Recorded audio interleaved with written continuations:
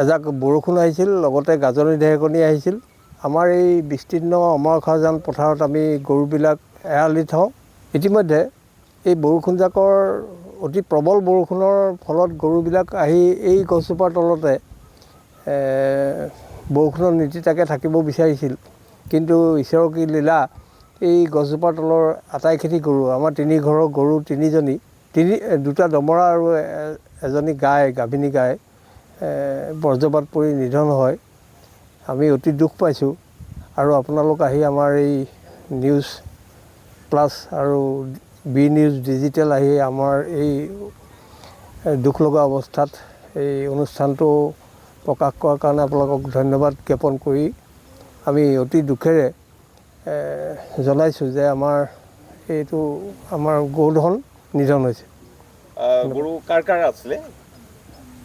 মোৰ নাম শ্ৰী ৰৱ শইকীয়া, মোৰ এটা দমৰা পোৱালি। এয়া বিপিন শইকীয়া। মোৰ নাম শ্ৰী বিপিন শইকীয়া, মোৰ এটা দমৰা পোৱালি আছিল। আৰু এয়া দিগন্ত ভূঞা। মোৰ এজনী গাভিনী গাই গৰু আছিলে। ইতিমধ্যে গাই গৰুজনী নিধন হৈছে।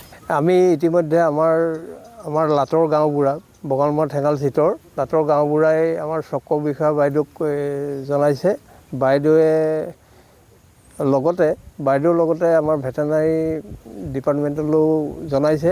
আমাৰ বুথ প্ৰেচিডেণ্ট টিংকুমণি ভূঞাই আমাৰ বিধায়ক ভূপেন বৰা দেৱলৈও ইয়াৰ ফটোসহ জনাইছে। আমি চৰকাৰক এইটোৱে জনাইছোঁ যে আমি অনুৰোধ জনাইছোঁ, আমাৰ এই দুখীয়া পৰিয়ালকেইটা পশুধন পালন কৰি জীৱন সংগ্ৰাম চলাই গৈছিল।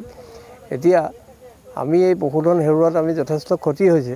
যদি বিধিসন্মতভাৱে চৰকাৰে কিবা আমাৰ ক্ষতিপূৰণ দিব বিচাৰে বা দিয়ে, তেতিয়াহ'লে আমি নথৈ কৃতাৰ্থ হ'ম। যিকোনো খবৰৰ বাবে যোগাযোগ কৰক আমাৰ এই নম্বৰত 9181 307 221।